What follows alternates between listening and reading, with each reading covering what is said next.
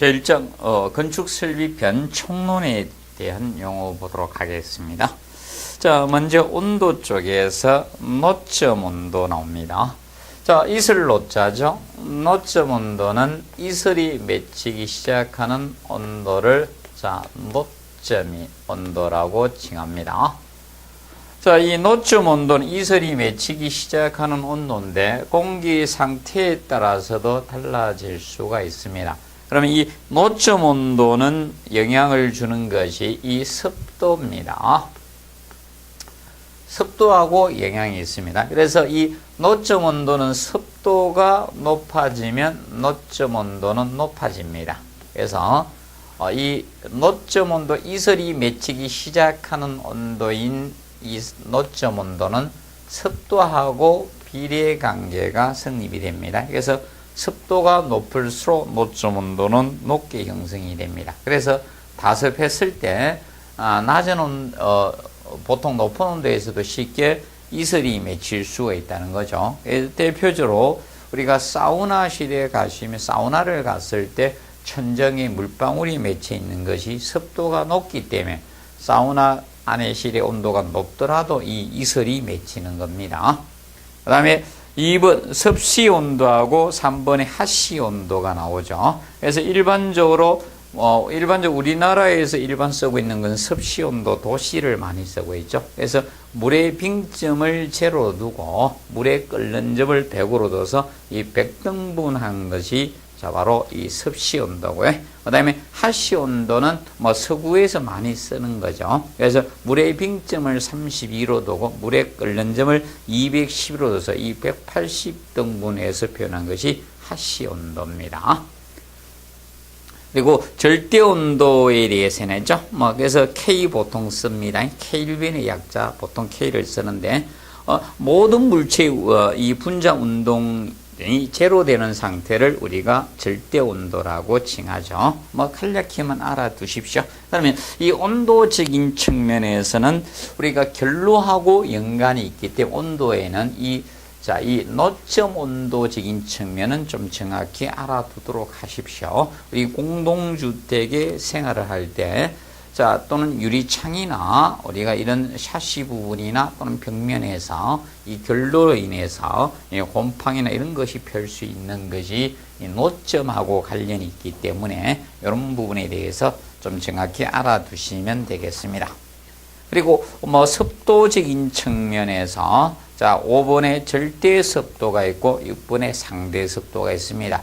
그러면 우리 학습하고 관련된 것은 상대 습도를 좀 알아두시면 되겠고요. 그래서 일반적으로 절대 습도는 꼭 외우실 필요는 없습니다. 그래서 보통 건조 공기 1kg당에 대해서 수증기 양을 나타내는 이것이 보통 절대 습도가 되는데, 근데 이 절대 습도는 공기를 가열하거나 냉각해도 변화가 없죠. 그래서 절대는 붙으면 예외가 없어질 되죠. 그래서 절대 습도인데, 이 상대적인 습도는 정확히 우리가 공부 학습을 하시고요. 상대 습도는 시험에도 한번 언급이 되었었습니다.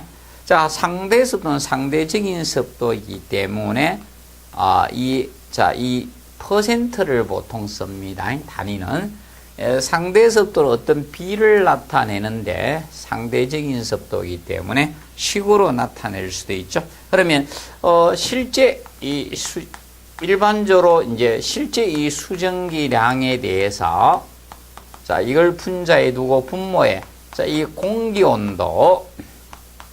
공기온도의 포화수증기량을 분모에 둔 거죠. 그래서 포화수증기량에 대한 이 실제 수증기량의 비를 이 백분율로 나타낸 것이 바로 상대 습도입니다. 그래서 인간이 느끼는 습도는 바로 이 상대 습도를 인간이 직접적으로 느낍니다. 그래서 이 상대 습도가 느끼는 것은 이 실제 수증기량이 변화하지 않더라도 여러분 실내에 공기 온도에 따라서 포화할 수 있는 수증기량이 달라지죠. 그래서 온도가 높아질수록 포화수증기량은 많아집니다. 온도가 낮아지면 포화수증기량이 줄어듭니다. 그래서 대표적으로 우리가 겨울에 난방을 생각하시면 되겠습니다. 겨울에 난방을 했을 때 실내 수증기가 감소시킨 건 아니죠. 제습을 한 건 아니더라도 실내가 건조함을 느끼는 것이 실내 온도 올라가니까 공기 온도가 올라가니까 포화 수증기량이 커지는 거죠. 얘는 가만히 있다. 그래서 상대 습도가 낮아지는 것을 느낄 수가 있죠. 그래서 이 상대 습도의 개념이 이 지구상에는 습기가 연관된 이 상대 습도가 이 지구상의 생물들은 다 느끼는 겁니다. 그래서 이 상대 습도는 변화가 됩니다. 그래서 보통 공기를 가열하면 상대 습도는 낮아지게 되는 겁니다. 이 분모가 커지기 때문에 이 상대 습도는 낮아집니다. 그래서 이거는 낮아지게 되는 것이 됩니다. 그래서 개념을 우리가 알아두시고 절대 습도는 공기를 가열하든 냉각하든 변화가 없지만 상대 습도는 변화가 발생이 된다는 겁니다. 그 점을 우리가 알아두시기 바랍니다. 그리고 7번 엔탈피는 별도로 하실 필요는 없겠고요. 그 다음에 습공기 선도의 개념 정도만 좀 정리하십시다. 자, 이 습공기 8번에 이 습공기 선도. 이 습공기 선도의 개념은 보통 습기하고 공기의 상태를 선으로 그림을 상호관계를 선을 꺼서 나타낸 것이 습공기 선도입니다. 그럼 여기에는 온도라든지 공고온도나 습고온도라든지 상대 습도나 절대 습도나 포화 수증기량이나 등등 이런 여러 가지를 선으로 그림을 나타낸 것이 습공기 선도가 됩니다. 그래서 이제 습공기 선도의 그림으로 나타냈는데 상호 습도나 온도, 공기의 관계를 선으로 그림으로 나타낸 것이 습공기 선도인데, 습공기 선도에는 가장 여러 가지가 많습니다. 그런데 습공기 선도에 나타낼 수 없는 것이 대표적인 것이 이겁니다. 습공기 선도로 나타내지 못하는 것에 대해서 간략히 알아두시고, 여기에 습공기 선도에서 열 용량을 우리가 나타낼 수는 없습니다. 열 용량. 그래서 열 용량은 우리가 거기 12번에 보면 열 용량이 나오는데 어떤 재료가 축적할 수 있는 열량을 열 용량이라고 하죠. 열 용량. 열 용량은 사실 어떤 재료가 축적할 수 있는 열량을 열 용량이라고 합니다. 그래서 질량에다가 곱하기 비열을 한 것이 이것이 그 재료가 축적할 수 있는 열량이거든요. 용량. 그래서 이거는 계산에 의해서 구해야 되죠. 질량 곱하기 비열에 의해서 곱으로 나타내는 것이지 그림으로 나타날 수는 없습니다. 열 용량을. 그래서 습공기 선도는 아직 시험은 나오지 않았지만 혹시 나오게 되면 습공기 선도의 열 용량을 표현할 수는 없다는 점을 간략히 알아두시기 바랍니다. 그리고 9번에 보시면 건고온도가 나옵니다. 건고온도. 건고온도는 일반적인 온도계로 측정한 것이 건고온도입니다. 그러면 여러분들이 그 10번에 이제 석고온도, 10번에 이 석고온도하고의 차이점은 이거죠. 습고온도는 습도의 영향을 고려해 준 거죠. 온도의 감온부 부분에 온도계가 이렇게 했을 때 여기에다가 보통 솜이나 천 같은 거에서 물을 뭉쳐두죠. 물을 뭉쳐두게 되면 대기가 건조하게 되면 이 물이 증발되면서 온도가 떨어지겠죠. 그걸 고려한 온도가 습고온도죠. 습고온도. 그러면 보통 일반 건고온도하고 습고온도의 관계에서는 보통 건고온도가 거의 높습니다. 습고온도가 낮게 나타내는 것이 기본입니다. 그런데 건고온도하고 습고온도가 동일할 때가 어느 때가 되는가 하면 포화 상태일 때 동일해집니다. 그럼 습기가 100%가 되면 증발될 수증기가 없죠. 그랬을 때 건고온도하고 습고온도는 동일하게 나타나게 됩니다. 그래서 간략히 관계를 조금 알아두시고요. 보통은 건고온도가 높게 나타나는 게 기본입니다. 같을 때는 포화 상태일 때만 공구온도하고 석구온도가 동일하게 나타납니다. 그리고 자 11번에 자 비열의 개념. 비열. 자 비열이란 것은 어떤 물질의 온도를 보통 1도 또는 뭐 1K 1도씩 근데 지금은 켈빈 온도 K를 많이 써요. 1K 에도 관계없습니다. 1도 1K를 올리는데 필요한 열량을 어떤 물질을 자 1도씩 올리는데 필요한 열량을 비열이라고 칭합니다. 비열. 그래서 이 비열의 단위가 어떻게 표현할 수 있는가 하면 비열의 단위는 어떤 물질 1kg을 1도 1K 올리는 데 필요한 열량입니다. 그래서 보통 열량의 단위를 현재 SI 단위에서는 줄 단위에 해서 kJ per kg K. 그래서 어떤 물질 1kg을 1K 1도 올릴 때 필요한 열량. 그래서 이 킬로줄은 열량의 단위죠. 열량의 우리가 단위가 되겠고요. 열량의 단위가 됩니다. 그러면 일반적으로 열량의 단위는 옛날은 자, 이 킬로칼로리를 썼죠. 킬로칼로리. 그러면 보통 1킬로칼로리가 얼마 되는가 하면 킬로줄 단위로 하면 이 정도 되면 4.1868 킬로줄 정도가 됩니다. 4.1868 킬로줄이면 1킬로칼로리가 이 정도 자 비율입니다. 그래서 이 열량의 단위를 갖다가 킬로줄을 최근에 쓰고 있습니다. SI 단위에서는. 그래서 간략히 정리를 해 두시면 되겠습니다. 그래서 12번에 열 용량은 바로 질량에다가 비열을 곱한 겁니다.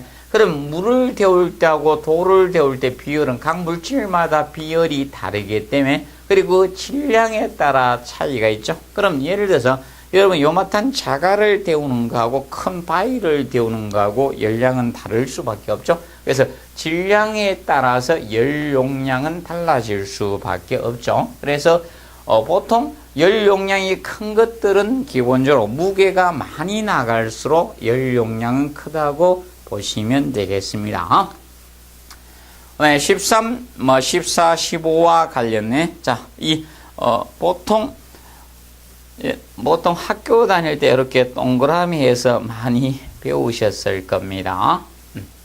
그래서 예를 들어서 이 고체가 있었다.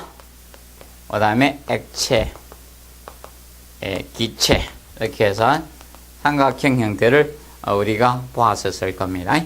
그러면 고체에서 보통 액체로 될 때 보통 우리가 이 변화 고체에서 액체 얼음이 녹아서 액체로 된다. 이걸 보통 융해라고 하죠. 융해. 그러면 이때 동반되는 열을 융해열이라고 하죠. 융해열. 융해라고 보통 칭합니다. 반대로 이렇게 되면 응고가 되겠죠. 응고 개념이 될 겁니다. 응고고.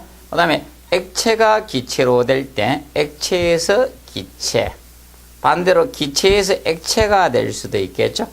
그래서 보통 두 가지 개념이죠. 그래서 보통 기체에서 액체로 될 때 또는 액체에서 기체. 그래서 보통 이걸 보통 기하 또는 증발이라고 하겠죠. 그 다음에 기체에서 액체로 될 때 보통 액화 또는 응축이라고 칭하죠. 응축. 보통 기본은 액화, 액체에서 기체인 기하라고 칭합니다. 그러면 여기에 동반된, 그러면 액체에서 기체로 갈 때는 기화열이 필요하고 기체에서 액체로 될 때는 액화열이 필요하겠죠. 액화열. 그리고 고체와 기체 간의 상호 간에 되는 것을 성하라고 하죠. 성하. 그러면 여기에 동반되는 열을 성하열이라고 칭합니다. 보통 드라이아이스가 대표적이죠. 자, 고체인 드라이아이스가 바로 액체열 변하지 않고 바로 기체로 날아가죠. 그래서 아이스박스에 들어있을을 기억하시면 되겠죠. 요 관련된 개념을 간략히 알아두시고요. 그 다음에 16번에 남방도일. 남방도일 개념, 남방도일. 원래 도일에는 두 가지 개념이 있습니다. 도일에는 남방도일하고 냉방도일 이 두 가지 개념이 있습니다. 냉방도일 이 두 가지 있는데, 자, 도일 개념은 바로 어떤 개념인가 하면, 자, 이 남방도일이든 냉방도일이든, 자, 건축물이 있습니다. 실내 공간이 있을 때, 자, 보통 우리는 이 실내 공간을 일정한 온도를 유지하려고 합니다. 그래서 여름에는 냉방, 겨울에는 난방을 해서 실내 조건을 하고 다르게 사서 쾌적한 실내 환경을 유지하려고 노력하고 있습니다. 그러면 겨울에 추우니까 실내를 난방을 해서 예를 들어서 20도씨를 자 평균을 유지하고 있다고 가정합시다. 실내를 20도씨 유지하고 있으면 이 밖의 온도가 추울 거 아닙니까? 그러면 평균 한 영하 5도씨라고 가정을 합시다. 그럼 결과적으로 이 실내 온도하고 이 실내 온도의 그 차이만큼, 이 온도 차이만큼 사실적으로 실내에다가 난방을 해야지만 그 온도를 유지할 수 있을 겁니다. 그래가지고 이 온도를 유지하기 위해서 난방에 필요한 연료 소비량이 많아지겠죠. 그래서 그걸 계산한 거죠. 과거에 지금 현재 우리 서울을 예를 들읍시다. 서울에도 항상 온도가 실내 외기 온도가 항상 일정한 건 아니죠. 어떤 때는 영하를 많이 내려가고 더 추운 데도 있고 조금 따뜻할 때도 있을 겁니다. 그래서 과거에 이미 지나간 것을 실내 온도, 실내의 온도 차이에다가, 그래서 실내하고 실내의 온도 차이에다가 무엇인가 하면 이 일수를 곱한 겁니다. 일수, 날짜를, 데이를 곱한 거죠. 일수. 그래서 그 일수가 남방 일수를 곱하면 남방도일이 될 거고, 냉방 일수를 곱하면 냉방도일이에요. 그래서 온도에다가 일수를 곱했다 해서 도일이에요. 도일. 그래서 도일이고 그 일수가 남방에 관한 거면 남방도일이고, 여름철에 냉방했으면 냉방도일의 개념이 되는 겁니다. 그래서 이 남방도일은 실내 평균기온하고 외기 평균기온 그 온도 차이에다가 남방일수를 곱해서 산정한 것이 바로 남방도일이에요. 남방도일 개념입니다.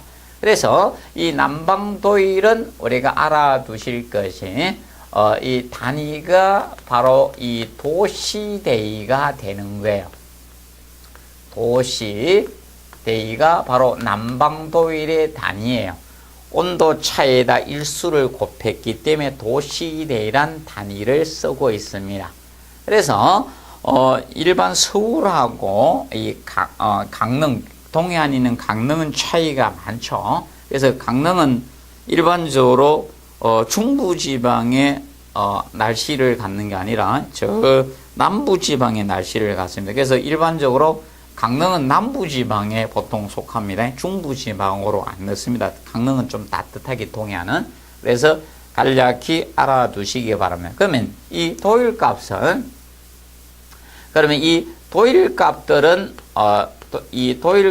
어떻게 되는가 하면, 자, 실내 온도가 동일하더라도, 자, 서울이, 외기 온도하고 강릉의 외기 온도, 그리고 제주도 서귀포의 외기 온도는 다를 수밖에 없죠. 그렇기 때문에 이 도일 값은 달라질 수밖에 없습니다. 특히 남방도일과 냉방도일의, 이 도일 값을 비교하면 그 지방이 어느 정도 추운지 또는 더운지를 비교할 수 있는 지표가 될 수 있는 것이 바로 이 도일 값입니다. 간략히 알아두시고, 그 다음에 17번, 18번에 보시면 이 현열과 참열 개념이 나오고 있습니다. 현열은 온도 변화에 출입하는 열을 현열이라고 칭하고 상태 변화에 출입하는 열을 잠열이라고 칭합니다. 그래서 기본적으로 자 우리가 라면을 끓여 먹기 위해서 자 물을 갖다가 끓입니다. 그러면 예를 들어서 0도씨 물이 있었습니다. 0도씨 물을 자 이 100도씨까지 100도씨 자 물까지 그러면 여기에서 자 물은 물이죠. 자 이 상태는 변하지 않았습니다. 상태 변화는 없었습니다. 상태 변화는 없는 가운데 바로 온도 변화가 발생이 됐다는 거죠. 0도씨 물에서 100도씨 물까지 이런 온도 변화가 있었습니다. 이 온도 변화에 출입한 열입니다. 온도 변화. 그래서 이 온도 변화에 출입한 열, 여기에 자, 이 출입하는 열을 우리가 현열이라고 칭하죠. 출입하는 열. 이것을 현열이라고 칭합니다. 현열이고. 그런데, 이것이 이 100도씨 물에서 자, 이 100도씨, 자, 이 전기로 수증기로 바뀝니다. 열을 더 가하게 되면, 그러면 온도는 변하지 않았죠. 온도 변화는 없었는데, 지금 현재 100도씨 온도 변화는 발생을 하지 않았습니다. 그런데 물에서 전기로 상태 변화가 생겼습니다. 수증기로. 이 상태 변화. 여기에 출입한 열이 바로 이 상태 변화. 이 상태 변화에 출입한 열을 갖다가 잠열이라고 합니다. 상태 변화에 출입하는 열. 이것을 잠열 개념으로 보시면 되죠. 요 열을 잠열이라고 합니다. 그럼 이것도 잠열 개념입니다. 0도씨 물에서 0도씨 얼음으로 되는 것도 잠열 개념이겠죠. 그래서 이걸 잠열입니다. 그래서 보통 이 잠열을 이용하는 난방이 이용하는 것이 보통 전기 난방이 되는 거고요. 전기 난방이고, 그 다음에 현열을 이용하는 것이 보통 온수 난방 개념이 되는 거예요. 온수 난방이고, 그래서 개념을 간략히 알아두시면 되겠습니다. 그러면 여러분들이 뭐 스포츠를 갖다 보다가 라면 끓이 먹으려고 끓이다가 간혹 가다가 냄비를 태우는 경우 있죠. 예. 여기서 이제 계속되니까 증발돼서 날아가서 냄비가 타는 경우도 있었습니다. 그래서 이것이 현열과 잠열의 개념 간략히 알아두시고, 뭐 시험은 한번 나왔었습니다. 그리고 19번에 전열이 나오죠. 전열. 자, 열의 이동이죠. 그래서 열의 이동을 간단히 이야기하면 열의 이동이 바로 전열입니다. 그래서 열이 공간의 어떤 장소로도 다른 공간으로 옮겨가는 것이 전열인데, 그 전열 과정에서 20번에 열 간류하고 21번에 열 전도 두 가지를 다뤄놨습니다. 그러면 열 간류, 열 전도의 개념을 간략히 보시면 이 개념이 됩니다. 자, 지금 현재 콘크리트 벽이 있다고 가정을 하겠습니다. 철근 콘크리트 벽이 있을 때 여기가 실내입니다. 여기가 실내고 여기가 실외가 됩니다. 실외다. 그러면 실내는 지금 현재 자 20도씨, 실내 공기 온도가 20도씨라고 가정하겠습니다. 근데 실내가 겨울철에서 춥습니다. 여기가 마이너스 10도씨라고 가정을 하겠습니다. 실내 공기가. 그러면 자, 이 따뜻한 실내 공기에서 이 차가운 실내 공기로 열이 이 벽체를 한 통해서 흘러나가야 되겠죠. 흘러나갑니다. 이것을 열이 통과해서 흘러나가는 현상, 이 통과하는 현상, 이것을 열 간류라고 칭합니다. 열 간류, 간 통해서 흘러나갔다, 흐를유자. 그래서 열 간류 현상이라고 합니다. 열 간류. 또는 열 통과라고도 하고, 열 통과. 열통가라고 칭합니다. 그런데 지금 현재 요겁니다.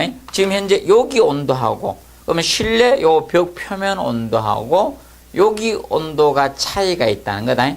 이 벽은 벽이지만 지금 현재 여기 온도 개념과 여기 온도는 차이가 있다는 겁니다. 그러면 고체 내부에서의 열의 이동이죠. 물질의 이동은 없이 요 온도에서 여기가 5도씨라 가정하고요.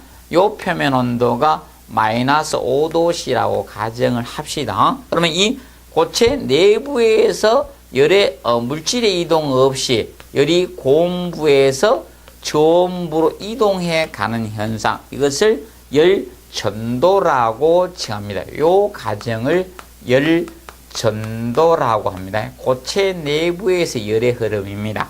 그러면 물질이 이동하는 것은 아니라 5도씨 고체 온도에서 저온인 마이너스 5도씨 고체 내부의 열이 이동하는 현상이죠. 이것을 열전도라고 하고요.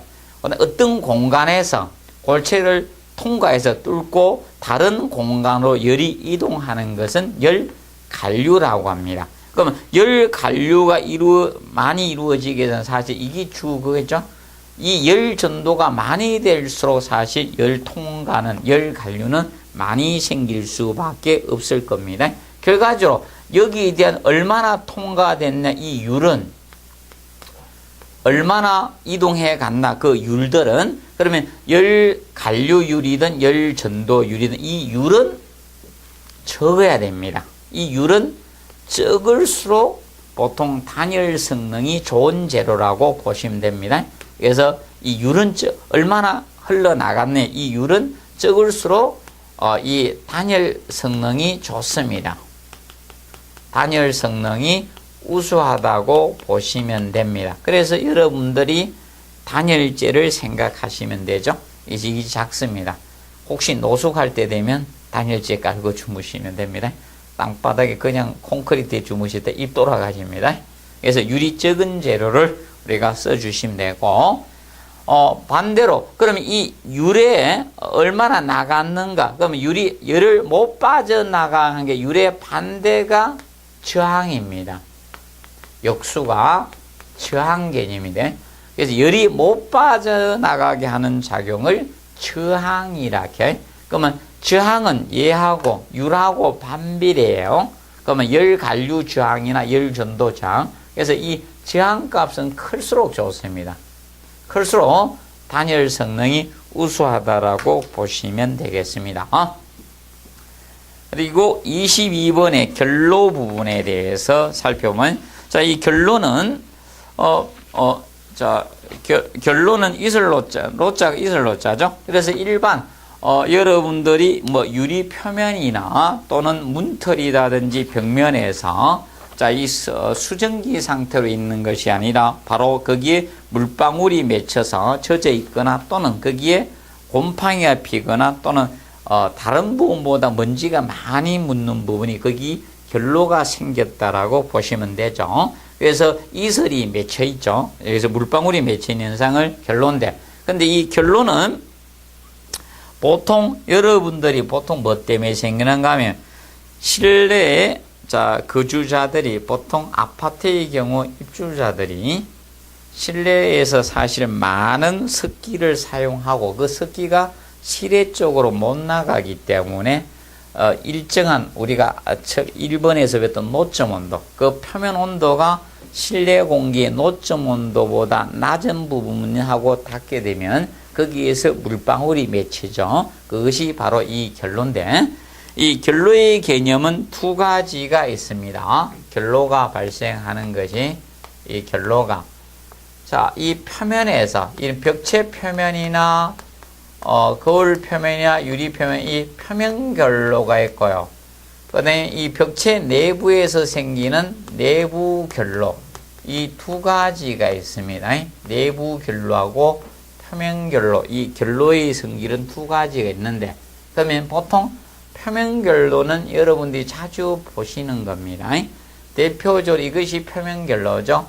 차를 탔을 때 자가용이나 버스를 탔을 때 유리창 표면에 생기는 것이 바로 표면결로예요. 표면결로. 그러면 아파트에서 샤시 표면이라든지 이런 데 생기는 것이 표면결로예요. 그러면 오늘 여러분들이 샤워를 할 때 그러면 거울 표면에 성에 끼죠? 그게 표면결로가 되는 겁니다. 근데 내부 결로는 간혹 가다가 주방에서 습기를 많이 사용합니다. 근데 주방이 보통 북서쪽이나 이런 쪽으로 많이 배치가 되어 있습니다. 그런데 그 벽면은 우리가 북서 계절풍이 겨울철에 불다 보니까 차가운 상태로 많이 있다는 거죠. 그래서 습기가 이 벽체를 뚫고 들어가서 내부에서 물방울이 생길 수 있는 것, 그것이 바로 내부 결로예요. 그러면 내부 결로가 생기면 그러면 콘크리트 벽체나 벽체 내부에서 습기가 생기는 게 굉장히 위험해질 수가 있다는 겁니다. 그래서 주방에는 타일이 부착된 이유가 그겁니다. 이 내부 결로가 생기지 않도록 하기 위해서 주방에 타일을 부착하고 나서 싱크대가 설치가 되어 있습니다. 이유가 보통 어떤 분들 이래 접시나 이런 그릇을 우리가 닦을 때 물이 튄다고 해서 그것 때문에 타일을 설치해 놓은 것이 아니라 바로 이 내부 결로를 방지하기 위해서 설치가 된 겁니다. 알아두시고요. 그리고 24번에 유효온도 Effective Temperature 약자서서 ET라고 하죠. 보통 우리가 인간이 덥다 춥다 이런 것을 느끼는 감각 지표는 체감 온도는 사실 온도만 가지고 느껴지는 것이 아니라 바로 이 기류, 풍속이나 습도도 영향을 주더라 이겁니다. 그래서 이 3요소입니다. 온도, 기류, 습도 이 3요소를 조합해서 인간의 체감 온도를 표현한 것. 이것이 유효온도 Effective Temperature라고 합니다. 그리고 열교는 일반적으로 열적 취약 부위로 열이 이동하는 현상입니다. 사람으로 치면 이 부분이 열교죠. 열이 많이 빠져나가는 부분이에요. 그러면 열이 많이 빠져나가면 추위를 느껴요. 그러면 겨울철에 우리가 옷을 파카를 입었을 때, 자, 여러분 이 부분에다가 다 이 옷을 입거나 또는 뭘 쓸 수는 없죠. 그래서 이 부분이 열교 부분이라고 보시면 되죠. 그래서 열적 취약부로 열이 이동하는 현상을 열교. 그래서 히트 브리지, 브리지가 교량이죠. 열의 교량 역할을 하는, 이동의 교량 역할을 하는 데서 열교라고 칭합니다. 그럼 보통 건물에서 결로가 생기는 부위가 열교 부위라고 보시면 됩니다. 그래서 열이 이동을 많이 해 나갔기 때문에 반대로 냉기가 차가운 기운이 들어온다는 겁니다. 그리고 26번에 열관류 저항. 자, 이 저항 개념은 열이 칸통에 흘러나가는 것을 방지하는 것이 저항이죠. 저항 개념. 저항입니다. 저항은 열이 못 빠져나가게 하는 거예요. 그래서 열이 이동하기 어려운 정도, 열이 못 빠져나가게 하는 것이 저항이라고 보시면 된다. 그래서 이거하고 그래서 저항하고 열하고는 반비례 관계라고 했습니다. 반비례 관계 좀 간단히 알아두시고요. 그 다음에 29번 보도록 하겠습니다. 극감풍. 이 극감풍은 극감풍 개념. 자, 극감풍. 자, 극감풍은 우리가 이 틈새 바람, 극감풍, 틈새 바람입니다. 극감풍, 틈새 바람을 잽니다. 그럼 보통 우리가 창이나 출입구를 열지 않는데 이 틈새로 바람이 들어올 수 있죠. 그것을 극감풍이라 칩니다. 틈새 바람이라고 합니다. 근데 최근에 현대식 건축물들은 샤시나 이런 것이 발달되다 보니까 극감풍이 틈새 바람이 거의 없어졌죠. 근데 옛날 한옥이나 이런 건물에는 이 극감풍이 좀 심했습니다. 그래서 뭐 우풍이 심하다 뭐 이런 말이죠. 바람이 쑥 통했습니다. 그래서 이 극감풍은 틈새 바람을 우리가 극감풍이라고 칭합니다. 간략히 알아두시고요. 그래서 이 총론 파트에서는 이걸로 마무리하고 다음 시간에 이장 급수설비 용어에 대해서 다루도록 하겠습니다. 자, 수고하셨습니다.